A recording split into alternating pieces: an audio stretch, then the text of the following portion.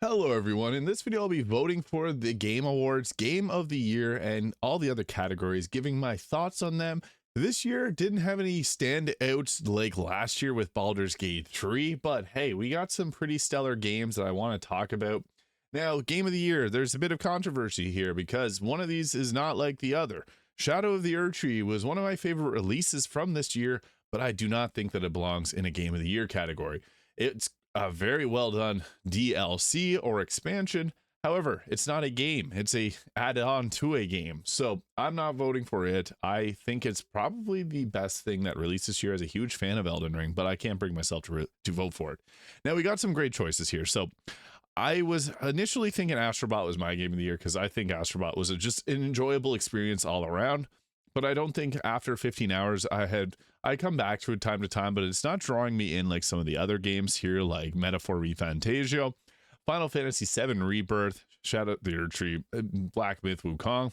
I've played a good amount of Balatro. This game is addicting, but I feel like this also probably belongs in some other categories. It'll sweep things like mobile games, but yeah.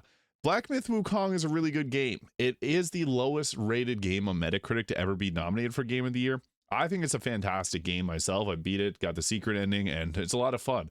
However, the combat does get a bit repetitive later on because you don't have any there is only really two different weapon types. You only get one of them at the very end of the game. So for a majority of people, they'll only get to experience one weapon, and it's a challenging game. Like there's some bosses that just feel straight up unfair. But my personal pick, it's between Metaphor ReFantazio and Final Fantasy VII Rebirth. Now, Final Fantasy VII Rebirth is an absolutely gorgeous game. So I'm having a blast with it. This is the best Final Fantasy game, I swear. They've done so much good with it. It's got a lovable cast of companions here. Like we got Kate Sith, the Scottish sounding cat robot. We got Tifa Lockhart, classic characters. I'm enjoying this game. It looks beautiful. Now it does get hurt because it's a PlayStation 5 only release. If this got released on consoles and PC, I think it would do a whole lot better. The combat in this game is extremely fresh. It's not turn-based like the old game. You can fight, pause the game to cast your spells. So you have like all these different spells here that you can cast whenever you're in combat. I can't show you because I'm not in combat, but it's fun. I think that this game is an absolute blast. So my personal pick, I'm pretty far in both Metaphor ReFantazio and Final Fantasy VII Rebirth. Metaphor is fun, but turn-based combat, it's not for everyone. Whereas Final Fantasy VII Rebirth, I feel like most people would enjoy this game a whole lot more. So my vote is for Final Fantasy VII Rebirth. So Final Fantasy VII Rebirth, Game of the Year, my vote. Next category is Game Direction. If you notice, these games are exactly the same. That just goes to show that maybe there's not as much direction in the games direction department here. So this is for Outstanding Creative Vision and Innovation in Game Direction and Design. I still think that I would give this to probably Final Fantasy VII Rebirth. However, there is a case to be made for Metaphor ReFantazio. It takes a Persona formula and flips it around. I think that Metaphor ReFantazio is a very fun game. So I love the direction of the story, how your characters travel through the different areas. It is very similar to Final Fantasy VII Rebirth. I do think this is a good game, so I'm going to give Best Game Direction to Metaphor ReFantazio, although I really want to give it to Final Fantasy VII Rebirth because I do love the direction of that game. But I don't want to make this video a long debate on which of these is best. Best Narrative for Outstanding Storytelling Narrative Development in a Game. I know a lot of people really like Senua's Saga Hellblade 2. Silent Hill 2 also is a very good game too. They took the original story and just enhanced it for modern audiences, and I think that that's great. Metaphor ReFantazio and Final Fantasy VII Rebirth are those two choices for me. The narrative in Metaphor ReFantazio is it's an interesting one. It makes you think a lot about real life and the problems that people go through on a daily basis. It's the story of hope and what could be in the world of Metaphor. So I think that it's got a solid narrative, but Final Fantasy VII Rebirth literally almost had me in tears at times because there's just some heavy emotional beats. You have some fun moments. The story, I think that this is the best that Final Fantasy VII could ever be. They just truly knocked it out of the park with the story here. And there are some changes to the story that some people don't always agree with, but I think that this is the best narrative of the year. With Metaphor ReFantazio, like this is a close tie. I would have to go with the Final Fantasy VII Rebirth. That's going to be my choice for the best narrative. And Best Art Direction. This is a Metaphor ReFantazio for sure. I do really like Astrobot's art direction. It's simple graphics. The physics in this game are mind-blowing. If you played with the physics, like you can knock all these little pieces around. There's So many little particles that you can mess around with. And I think that that's really cool. The art direction in Wukong is also quite solid. I think that the graphics that you get in between your chapters, like there was a claymation one, there's anime ones. I think that that was really well done. But the artistic design, this is what Persona 5 is known for. This is what Persona 3 Reload is known for. This is what Metaphor ReFantazio is known for. It is just absolutely gorgeous. So it's a tough one, but I have to give Metaphor ReFantazio best art direction. So I guess the 2 votes for each of those now. Looking into best score in music, this is another really tough one. I loved the music in Stellar Blade, I must say. It reminded me a lot of Nier Automata, which is another great game with good music. Astrobot had really great music as well, though. It kind of reminded me of some early Nintendo style music with the happy upbeat noises. However, another vote for Final Fantasy VII Rebirth here. I am not a massive fan of Final Fantasy. I just want to put that out there and say that I'm not like diehard Final Fantasy fan. This game has blown me away. The music is just so well done, and there's a lot of music. Final Fantasy games are known for their music, and there's no exception here. They've done a great job with this. Metaphor also has some really good music, though. Like you probably heard the monk chanting songs whenever you're in combat. Oh yeah, that's so good, so good. I really do like the music in Metaphor ReFantazio. I find myself listening to it whenever I'm driving around. It's a tough one. These two have very solid soundtracks. Silent Hill 2 is good music too, but Stellar Blade really stood out for me too for really solid music.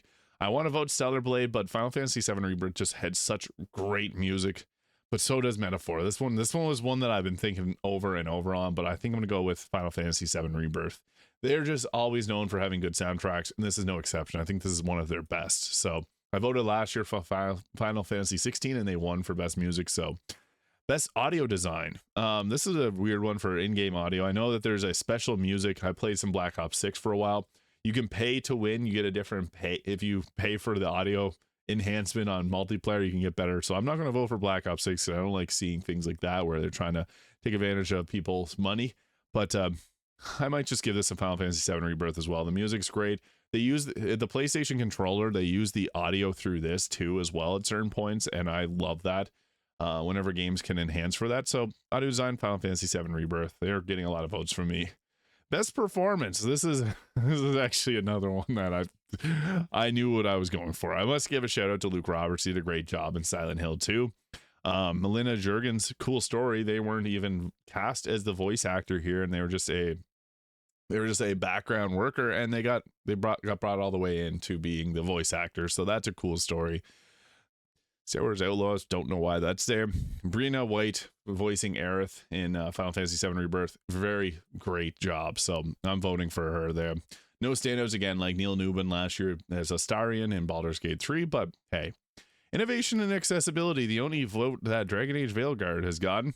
Now, this one's an interesting one. Recognizing software or hardware that's pushing the medium forward by adding features, technology, or content to help games be enjoyed and played by a wider audience.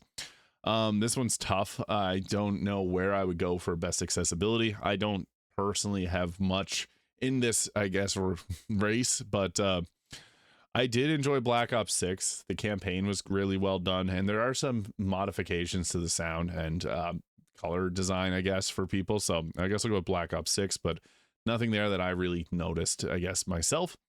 Games for Impact. This was an interesting one. I think Senua's Saga Hellblade 2 is... This is a game that went under the radar for a lot of people. Life is Strange Double Exposure is also a very solid game, thought-provoking. I'm surprised that they don't have Metaphor ReFantazio here with a pro-social meaning, because that game is all about how people are not treated well in the world, and how it kind of had a spin on what that's like. So my vote would be for Metaphor ReFantazio if they put it here. But I'm going to go with Senua's Saga Hellblade 2. I did play a bit of that. It's kind of like a movie in a game, and it makes you think, especially the first game. Now, we got Best Ongoing. This is an interesting one. Awarded to a game for outstanding development and ongoing content that evolves with the player experience over time. Destiny 2 had a big update this year. I played actually all of these games this year except Final Fantasy 14, but I had my heyday in that. They typically win Best Ongoing Game. Diablo 4, okay. And not a lot of people love the update. Fortnite, however, and Helldivers 2. These are the top two for me. Helldivers 2 is really fun. I lost interest in Helldivers 2, and a lot of people did because they kept nerfing all the fun weapons. Recently, they did start to bring back buffs to these weapons to make it fun again, but that ship started to sail for a lot of people, myself included. However, Fortnite just had one of its biggest days ever yesterday with 14.5 million concurrent players for the Remix 2, which had it was an in-game concert with Snoop Dogg, Eminem, Ice Spice, and Juice WRLD. It was a tribute to Juice WRLD, rest in peace. It was a launch for his album, and it ended off with a bang. I think that Fortnite had one heck of a year, even dating back. I never really played Fortnite. I played in 2017 when it came out. I got back into Fortnite hard last year because they've had some really great updates that made the game fun. They had a Marvel theme with lots of great collaborations there. They had Peter Griffin. They added in Lego modes. They added in Fall Guys. They added in Guitar Hero, which Epic Games purchases out, and they added into the game. I have to say, Fortnite had a career year here, and they've done so many good things in the game. So I have to go with Fortnite, even though I did put many hours into Helldivers 2. I think Fortnite is the best ongoing game this year. Some people may disagree. I know there's a lot of Fortnite haters out there. I used to be one of them, but they did a great job this year, so I have to acknowledge that. Now, this one is another standout. Baldur's Gate 3, best community support. I have to vote. And if you've not voted yet, I know a lot of people watch Baldur's Gate 3 content on my channel. Go vote for Larian in Baldur's Gate 3. Recognizing a game for outstanding community support, transparency, responsiveness, and social media activity in game updates and patches. The reason I'm voting for community support for Larian, they release console mods. This is huge. Now, other games have console mods like Skyrim and Fallout. However, Larian tests and approves their mods so that they can get external assets on PlayStation 5. If you played Fallout or Skyrim on PlayStation 5 or 4 or 3, you'll notice there's literally like no mods. There's just base game assets because Sony has rules about having only base game assets. However, Baldur's Gate 3 has tested every mod and it's gone through extensive testing for console players. So that itself deserves the award. However, they also announced last week, this blew my mind, like absolutely blew my mind. They're adding 12 new subclasses to the game with the next patch alongside crossplay. So if you play on PC, you can play with your PlayStation 5 or Xbox friends, and they're adding in a really detailed photo mode. 12 new subclasses. They didn't say that they were going to add these 12 subclasses. Nobody knew this. This came out of nowhere. And I stay on top of Baldur's Gate 3 news. This literally came out of nowhere. So Baldur's Gate 3 definitely deserves best community support. I don't see any other competition there. They should definitely win that. They swept the Game Awards last year, and they should definitely win this. This is the one for sure that I think should win. Now, we got some good independent games. Now, best independent, there's two choices for me. UFO 500 was pretty cool. But Animal Well, Big Mode, Video Game Donkey. This is his debut release. This is a fun game. I played on stream a few times. Balatro, also a very solid game. I put many hours into this game. I do think that I have to give a bone to Donkey and Animal Well. I've enjoyed this game. It's simplistic in its design, but it does it so well. So I'm going to give my vote to Animal Well. I think that this is the best independent game. Balatro being close. Best debut indie game. This is kind of similar, but even we got Manor Lords here, which was a fun game. One developer made this game, which blows my mind because it's so detailed. Pacific Drive is a pretty cool looking game. And the Plucky Squire. I had a lot of fun with this. This is an interesting one. But again, I'm just going to give this to Donkey. Got to support other YouTubers. This game was, I think, of all those games, the most fun that I had in a game. Balatro was fun, but it was addicting. Animal Well, I just wanted to play because the game was fun and well put together. But I'm actually going to go for Balatro here. So best mobile game. Although Pokemon Trading Card Game Pocket is nice. I had a very big addiction to Pokemon Go a while back.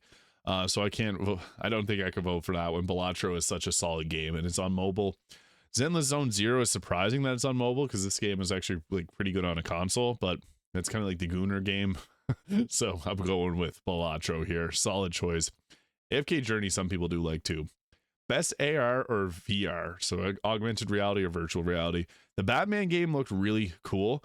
However, Asgard's Wrath 2, I watched so many videos of it. I wanted to play it. I have a Quest 1, not Quest 2, so I can't play it. This game looks like just amazing, fantastic, fabulous, whatever you want to call it. Batman is pretty cool too, though. So it's up between these two, but I'm going to go to Asgard's Wrath. This game was I watched a lot of videos on it and I enjoyed everything about it. Best action game. Now, this is a tough one because two of the games that I enjoyed the most this year were Stellar Blade and Warhammer 40k Space Marine 2. I love Warhammer 40k Space Marine 2. I also really enjoyed Black Myth Wukong. So this is a tough one because there's some 3 games here that I think were really good. So best game in the action genre, focused primarily on combat. This one's tough. I know I'm going to let people down by not voting Wukong. I really did enjoy Wukong, but I want to see Stellar Blade. They need love. This is such a tough one. I also really enjoyed Warhammer 40k. It's Stellar Blade or Black Myth Wukong, but I want to give my vote to Stellar Blade because they deserve it. Korea's had a solid year with Liza P last year, Stellar Blade this year. 2 fantastic games. Best action adventure. This is a easy lock. Astrobot. This is the best. I really enjoyed Astrobot. I think per hour gameplay, I had the most fun with Astrobot this year because while it's not a long game, I've played through all the levels. I've done the speedrun levels. It's just fun. It's just a fun game. Legend of Zelda is also a good choice, but Astrobot is my choice here. Best RPG. And we got some good ones. Elden Ring. I wish there was a DLC category. Final Fantasy VII Rebirth. Fantastic. Player character customization and progression. That's where Dragon's Dogma could hit a bone, but massively multiplayer experiences. There's a Elden Ring seamless co-op mod. Dragon's Dogma 2 is a single player game. There is multiplayer aspects, but nothing really fits the bill for what they want from this. Like a Dragon Infinite Wealth was also a pretty solid game. Best RPG, I'd have to say Final Fantasy VII Rebirth again. This was just really well done. I had a blast with this. So it's kind of funny they only had 5 and they didn't even put Dragon Age Veilguard there. So that just goes to show.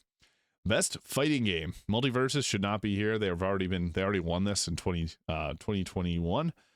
Tekken 8, decent game. Marvel vs. Capcom Fighting Classics. This is an old school game. Pretty cool. Grand Blue Fantasy versus Rising. I liked the videos I've seen on this, but I had a lot of fun with Dragon Ball Sparking Zero. So my vote for best fighting game is Dragon Ball Sparking Zero. Just a lot of fun. Best family game. There's some solid ones here. Mario Party Jamboree. I was actually playing that the other day with my friend, and I came 4th place. Woo! This is how you tear families apart. It's a fun game, though. Legend of Zelda is a cool game. Plucky Squire. Fun. Cool premise. You're putting words down that alter the world that you're in. Like you pick up different worlds and change things. Princess Peach Showtime. It's a cool game. But my vote is Astrobot. This is a fun game. Family friendly. And there's even things for anyone. If you're a PlayStation fan, you'll enjoy this game.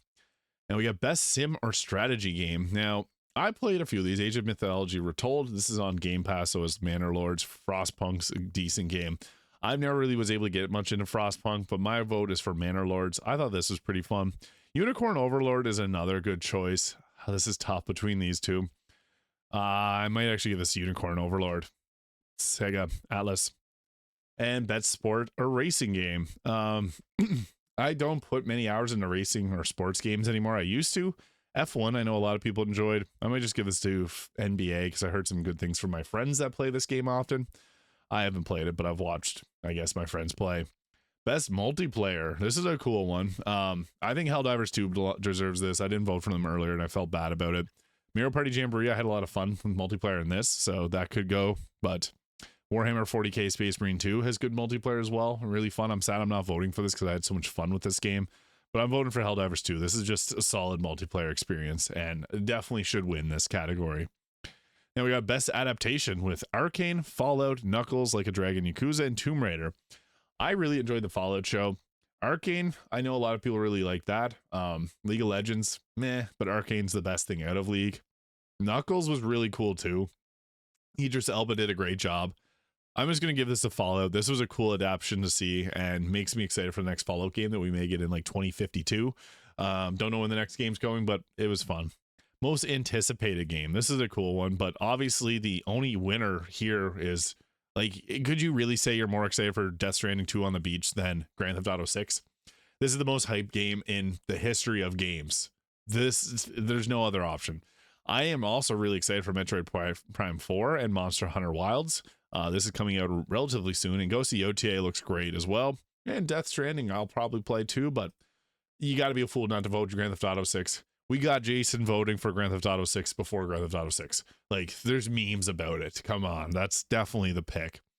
Content Creator of the Year, I don't see my name here, but we're going Queso. He's done a great job with his content, and I find him funny to watch. I don't typically watch too much. I do watch other creators, but my time is spread thin. Best esports game. I'm gonna go Valorant or Counter-Strike 2. These two games were really well done. You know what?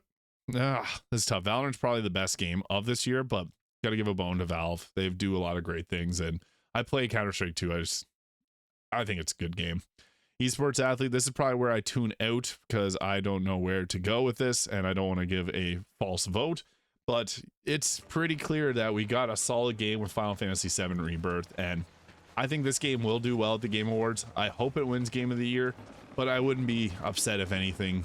But if anything wins, but Shadow of the Erdtree, I'll be happy. Maybe not Balatro as well. I think this, Metaphor Refantasio, or Wukong could be very well deserving of it. But we'll just have to wait and see. I also like that Astrobot got nominated because Astrobot was a really fun game as well.